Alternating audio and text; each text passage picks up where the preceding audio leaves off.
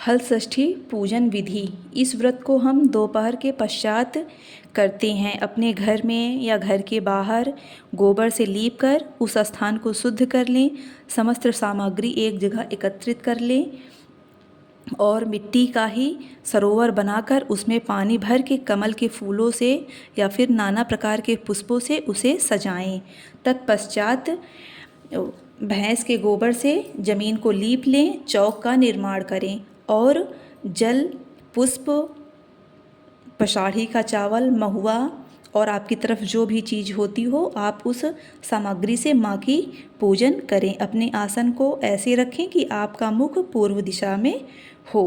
कुशा अथवा अपने आसन पर आप जल छिड़कें और मंत्रों से माँ को प्रसन्न करें।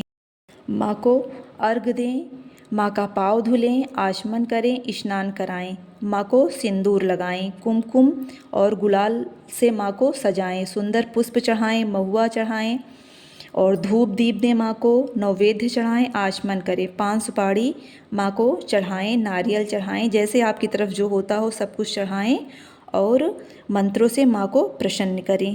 प्रार्थना करें माँ की प्रार्थना करें। सुंदर सुंदर जो जो आपको मंत्र आते हों आप पढ़ें और माँ की प्रार्थना करके अपनी पूजा प्रारंभ करें। हल छठ की 6 कथाएं। हल छठ में हम 6 कथाएं पढ़ते हैं और सखियों को सुनाते हैं। तो ये यहाँ से पहली कथा मैं पढ़ती हूँ और आप सभी सुनिए ध्यानपूर्वक। हाथ में पसाढ़ी का चावल ले लें, महुआ ले लें और एक पुष्प ले लें। कथा समाप्ति के बाद यह पसाढ़ी का चावल, तीनी का चावल भी बोलते हैं, और महुआ माँ के चरणों में अर्पण कर दीजिएगा। ध्यानपूर्वक कथा सुनिए। एक बार द्वापर युग में धर्मराज युधिष्ठिर और भगवान श्री कृष्ण एक स्थान पर विराजमान थे।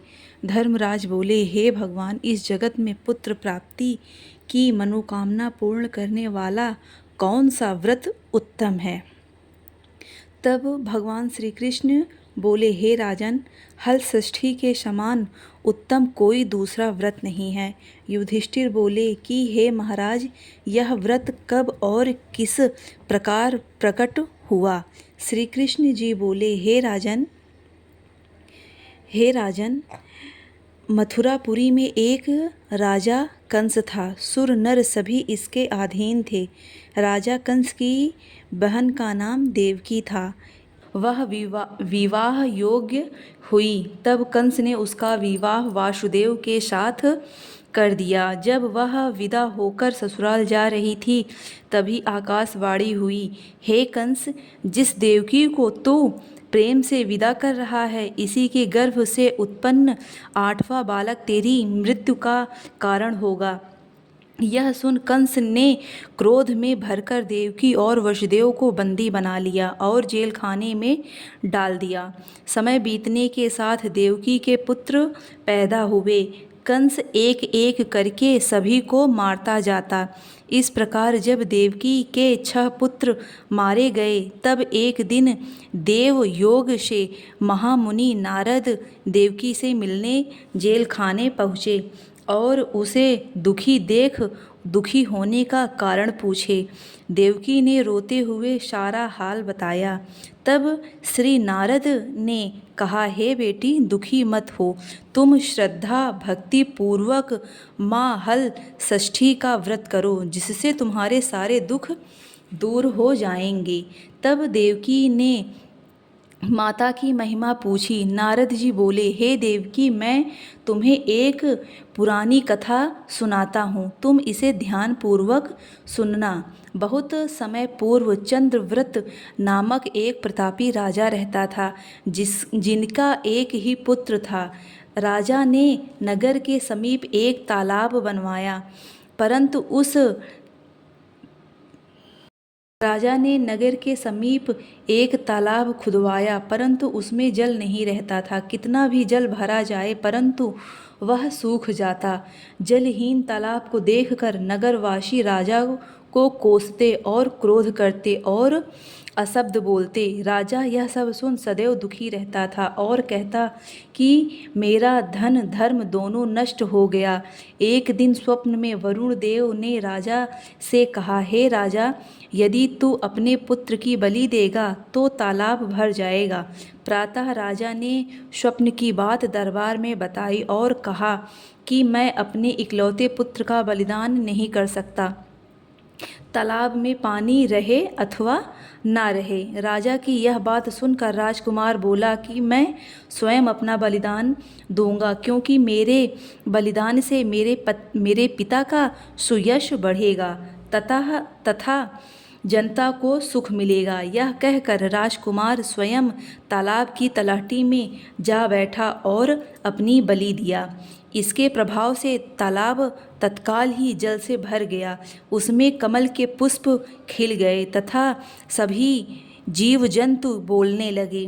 राजा यह समाचार सुनकर दुखी हुआ, वन को चला गया। वन में 5 स्त्रियां हल षष्ठी माता की पूजन कर रही थी। राजा द्वारा व्रत विधि पूछने पर स्त्रियों ने माता की महिमा का वर्णन किया, जिसको सुनकर राजा वापस लौट आया और रानी से कहा कि तुम भी हल षष्ठी माता का व्रत तथा पूजन करो।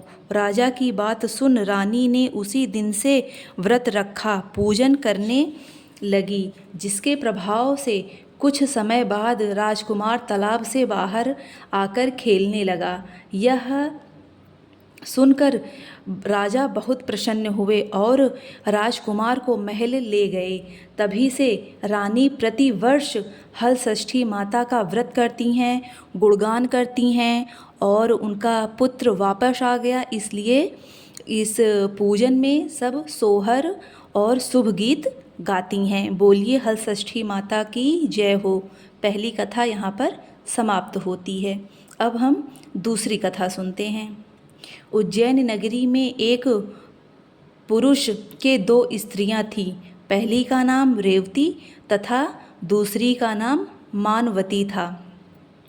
भाग्य से मानवती के 2 पुत्र थे, परंतु रेवती के कोई संतान न थी। सौत के 2 लड़कों को देखकर वह हमेशा ईर्ष्या में रहती थी। एक दिन ईर्ष्या के वशीभूत होकर वह मानवती से बोली, हे बहन, तुम्हारे पिता बहुत बीमार हैं, उन्होंने तुम्हें देखने के लिए बुलाया है। अभी एक राहगीर यह संदेश देकर गया है। यह बात सुन मानवती ने अपने पुत्रों को रेवती को सौंपकर और पति की आज्ञा लेकर पिता को देखने पिता के घर चली गई।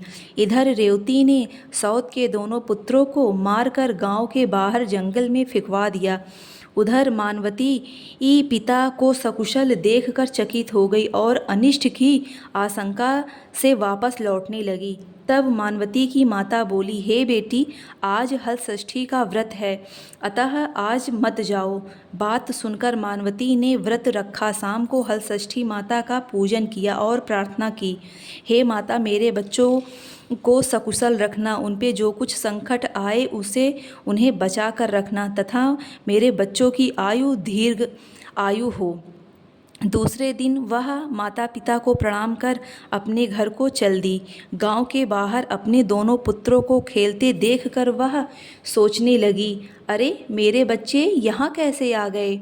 उसने बच्चों को बुलाकर पूछा, तुम्हें यहाँ कौन लाया। तब बच्चों ने कहा कि हमें भी माता रेवती ने मारकर यहाँ फेंक दिया था।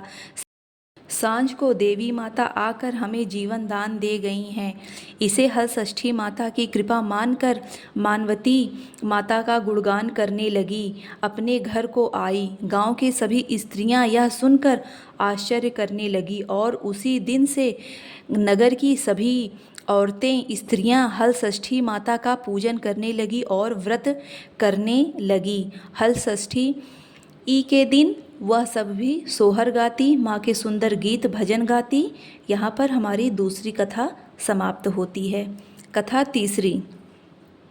दक्षिण दिशा के एक सुंदर नगर में एक धनवान ग्वाला रहता था। उसकी पत्नी अत्यंत चालाक थी तथा कंजूस भी थी। अपने 5 पुत्रों के साथ वह सुख से रहती थी। एक समय हल षष्ठी के दिन वह ग्वालिन गाय के दही को भैंस का दही बताकर सारे गांव में बेच आई। जबकि इस दिन भैंस का दही लेना चाहिए। भैंस का दही, भैंस का दूध, इन्हीं से आज के दिन हल षष्ठी माता की पूजा करनी चाहिए। उसके इस पाप से उसके 5 पुत्र मर गए। तब ग्वालिनी माथा पटक पटक कर रोने लगी। इतने में उसकी पड़ोसन उसका हाल चाल लेने आई। उसने रोते हुए सारी बात बताई। तब वह बोली, हे ग्वालिनी, तुम तुरंत सभी के घर जाकर वह दही वापस लेकर भैंस का दही देकर आओ। यह सुनकर ग्वालिनी सभी के घर जाकर गाय का दही वापस लेकर भैंस का दही देकर आई, जिससे हल षष्ठी माता का कोप शांत हो गया और उसकी कृपा से और माता हल षष्ठी की कृपा से ग्वालिनी के 5 पुत्र जीवित हो गए। वह ग्वालिनी भी उस दिन से हल षष्ठी माता का व्रत व पूजन करने लगी। जब उसका जीवन सुखमय व्यतीत होने लगा और हल षष्ठी माता का गुणगान करने लगी। हर साल वह हल षष्ठी माता का पूजन करती, सुंदर सोहर गीत, उठान गीत और मधुर भजन गाकर माता का सत्कार करने लगी। बोलो हल षष्ठी माता की जय। यहाँ पर तीसरी कथा समाप्त होती है। चौथी कथा ध्यानपूर्वक सुनिए। दक्षिण दिशा में पहाड़ों के बीच सघन वन में एक गांव बसा हुआ था। उस गांव में एक धनी भिलनी निवास करती थी। उस भिलनी की एक दासी थी जो बड़े सुंदर स्वभाव की थी। उसके 2 सुंदर रूपवान बालक थे तथा मालकिन भिलनी के 5 लड़कियां थीं। भिलनी दासी के दोनों पुत्र लड़कों को बहुत प्यार करती थी। इस प्रकार भादौ मास की छठ को भिलनी ने दासी को जंगल से लकड़ी लाने को भेज दिया। दासी लकड़ी लाने जंगल में चली गई। इधर दासी के बच्चों का गांव के कुछ लड़कों से झगड़ा हो जाता है और गांव के बच्चे दासी के बच्चों को मार डालते हैं। मालकिन भिलनी बहुत दुखी होती है और दुखी होकर बच्चों को गांव के बाहर ले जाकर जला देती है और उनकी अस्थियों को घर लेकर चली आती है। उधर दासी वन में लकड़ियां लेकर वापस चली आई तो देखा एक नदी के किनारे मुनि के आश्रम में 5 स्त्रियां पूजन कर रही थीं। उसने उन स्त्रियों के साथ बड़े प्रेम से माता का पूजन किया और अपने बच्चों के कल्याण के लिए माता से प्रार्थना की।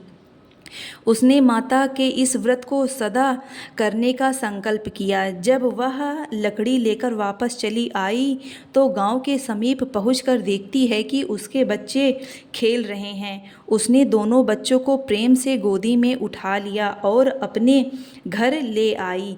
मालकिन भिलनी ने यह देखकर चकित रह गई और पूछा। तब दासी ने बताया कि व्रत तथा पूजन का सब हाल कह सुनाया। माता के व्रत का प्रभाव देखकर मालकिन ने भी इस व्रत को करने का संकल्प किया और मालकिन भिलनी दासी दोनों साथ साथ हर साल माँ षष्ठी का व्रत करने लगी। बोलिए माँ षष्ठी की जय हो। बोलिए माँ हल छठ माता की जय हो। यहाँ पर चौथी कहानी समाप्त होती है। अब हम 5वीं कहानी सुनते हैं। दक्षिण दिशा में एक अति सुंदर नगर था। उस नगर में एक धनवान बनिया रहता था। उसकी पत्नी बड़े उत्तम स्वभाव वाली थी, किंतु उसके पूर्व जन्म के पाप के कारण उसके 6 पुत्र हुए, परंतु एक भी जीवित ना रहे। इससे दुखी होकर वह वन में चली गई। वन में उसे एक तपस्वी मुनि मिले। वैश्य पत्नी रोते हुए मुनि के चरणों में गिर पड़ी और मुनि के पूछने पर अपने दुख का कारण बताया। मुनिराज ने ध्यान लगाकर उसके बालक को वरुण, कुबेर, इंद्रलोक में खोजा, परंतु बालक नहीं मिले। तब वह समाधि लगाकर ब्रह्मलोक गए। वहाँ एक बालक दिखाई दिया। मुनि ने कहा, हे बालक, तुम्हें वियोग में तुम्हारी माता मृत्युलोक में तड़प रही हैं। हे बालक, तुम्हारे वियोग में तुम्हारी माता मृत्युलोक में तड़प रही हैं, इसलिए तुम मेरे साथ चलो। यह सुनकर बालक बोला, हे मुनिराज, मैं कई बार गया और वापिस आया हूँ। अब गर्भ के दुख से मैं दुखी हूँ, अतः मैं अब नहीं जाऊँगा। अब गर्भ के दुख से मैं दुखी हूँ, अतः मैं अब नहीं आऊँगा। मुनिराज ने उसे बहुत प्रकार से समझाया, परंतु वह तैयार नहीं हुआ और मुनि से बोला, उनसे कहना अब मुझे पाने के लिए वह हलषष्ठी माता का व्रत करें और व्रत के प्रभाव से मेरा उत्पन्न होगा, पर मेरी पीठ पर पोते से प्रहार करें और इस क्रिया से मैं दीर्घ आयु हो जाऊंगा। यह सुनते ही मुनि की समाधि खुल गई और उन्होंने सामने बैठी वैश्य पत्नी को पुत्र का संदेश कह सुनाया। वह संतुष्ट हो घर वापस आ गई और समय आने पर हलषष्ठी माता का व्रत किया। पुत्र उत्पन्न होने पर उसने पूजा के अंत में बालक की पीठ पर पोता मारा, जिसके प्रभाव से वह दीर्घ आयु हुआ। अब वह बालक वर्णिक पत्नी सदैव छठ माता का व्रत करने का संकल्प कर लिए।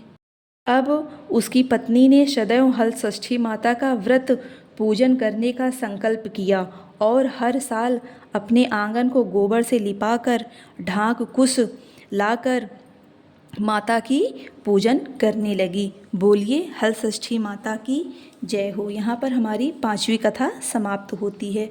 हम छठी कहानी सुनेंगे। हाथ में आप पसाड़ी का चावल, पुष्प, महुआ ले लीजिए और कथा ध्यानपूर्वक सुनिए। प्राचीन काल में सुभद्रा नामक एक राजा रहता था। उसकी पत्नी का नाम सुवर्णा था।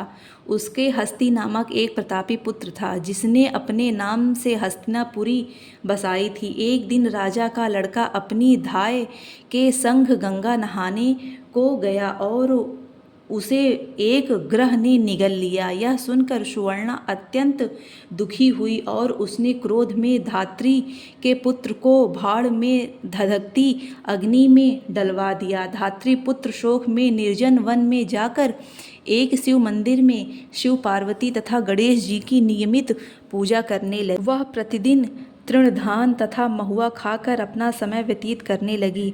उसके व्रत के प्रभाव से भाद्रपद कृष्ण पक्ष की एक दिन उसका लड़का अग्नि से निकल आया। राजा रानी भाड़ से उसके लड़के को जीवित निकलते देख आश्चर्य करते हुए पंडित से उसके जीवित निकलने का कारण पूछने लगे। तभी इस रहस्य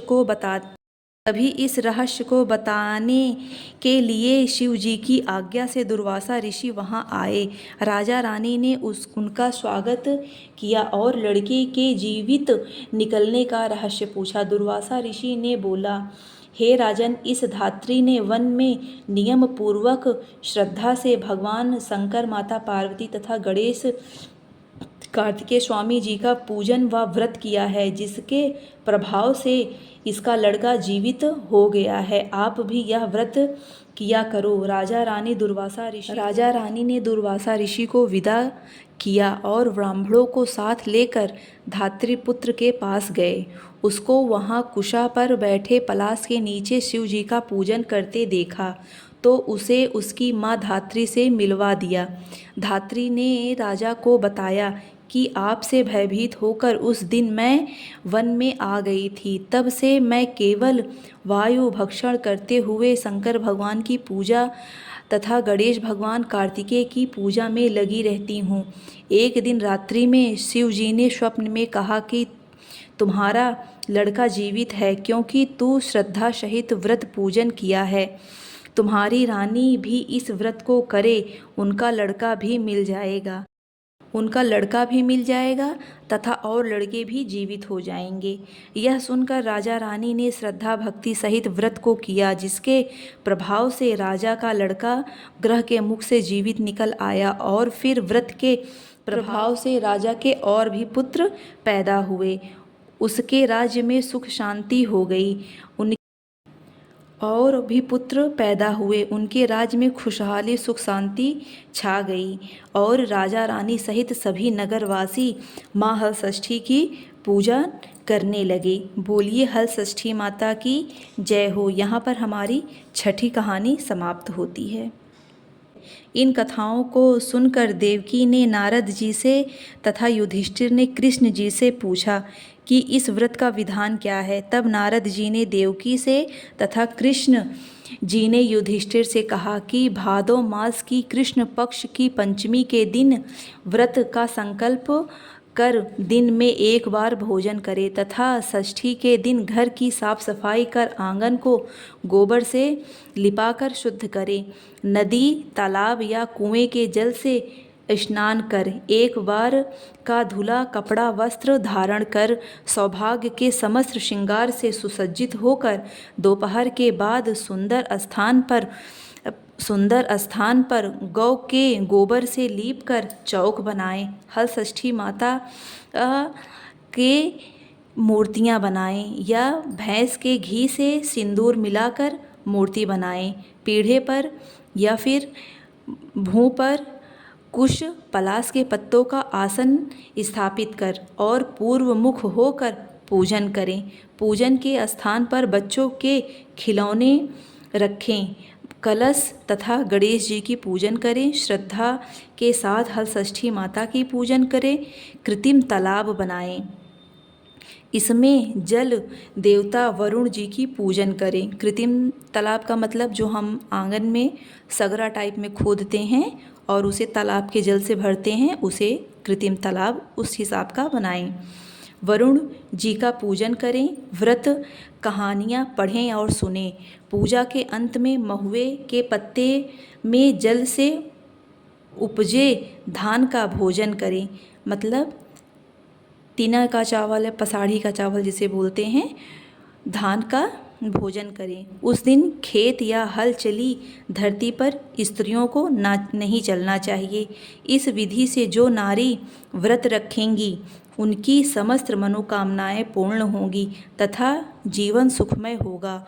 व्यास जी के अनुसार इस व्रत के प्रभाव से ही देवकी ने श्री कृष्ण को पाया तथा युधिष्ठिर से द्रौपदी ने व्रत की महिमा सुनाकर बहु उत्तरा के साथ व्रत किया, जिसके प्रभाव से उत्तरा के गर्भ से मृतक बालक को जीवन दान मिला, जिसका नाम राजा परीक्षित पड़ा। इस विधान से जो भी नारी यह व्रत करती है उसको देवकी तथा द्रौपदी इस विधान से जो भी नारियां यह व्रत करती हैं उनकी देवकी तथा द्रौपदी की जैसे इच्छा पूर्ण हुई वैसी ही समस्त स्त्रियों की इच्छा पूर्ण होती है। उनके घर में संतान, पुत्र, पौत्र, नाती पोता हमेशा खेलते रहते हैं और बच्चों की लंबी आयु होती है। बोलिए हल षष्ठी माता की जय हो। बोलिए हल षष्ठी माता की जय हो। अब हम आरती की थाली सजा लेंगे और माता हल षष्ठी की आरती गाएंगे। जय हल षष्ठी माई, जय जय हल षष्ठी माई, सुत संपत्ति की दाता महिमा जग छाई। ओम जय हल षष्ठी माई, मानवती कर मन से पूजा अति हरसाई। व्रत प्रभाव से दोनों सुत को जीवित पाई। ओम जय हल षष्ठी माई, दीन देव की ने मन चित से कीन्ही है पूजा। हुए कोस से कान्हा, हुए कोख से कान्हा, नहीं व्रत अश दूजा। ओम जय हल षष्ठी माई, पूजी उत्तरा द्रौपदी ने शुभ फल को पाया। हल षष्ठी माता को यश सब जग में है गाया। ओम जय हल षष्ठी माई, भक्ति भाव से ग्वालिनी ने जब माँ को है ध्याया, मातु कृपा से पांचों सुत जीवित पाया। ओम जय हल षष्ठी माई, दासी दीन वर्णिका। ने जब है माँ को व्रत कीन्हा, दया दृष्टि की माँ ने सबको सुख दीन्हा। ओम जय हल षष्ठी माई। जो जन माँ को व्रत करी पूजा और सिर नावे, देवी प्रसाद जगत में वो सुख संपत्ति पावे। ओम जय हल षष्ठी माई। आरती समाप्त होने के बाद पुष्पांजलि माँ को अर्पित करें। सब लोग आरती लें और अब आप अपनी हिसाब से हल षष्ठी माता का सोहर गीत गाएं, सुमंगल गीत गाएं, उठान गीत गाएं, जैसा भक्ति भाव भरा गीत भजन गाते हुए माता के जयकारे लगाइए। बोलिए हल षष्ठी माँ की जय हो, बोलिए हल षष्ठी माँ की जय हो। सखियों, पूजा कथा व्रत पढ़ते समय कोई भी गलती अगर हुई हो तो उसके लिए मैं आप सभी से क्षमा मांगती हूँ। और आप लोग कथा सुनिए, हमारे वीडियो को, हमारी कथा को एक लाइक ज़रूर करिए। और माँ की कथा आप सभी को पसंद आया हो तो हमारे चैनल को प्लीज़ सब्सक्राइब भी ज़रूर करिएगा। बोलिए हल षष्ठी माँ की जय हो।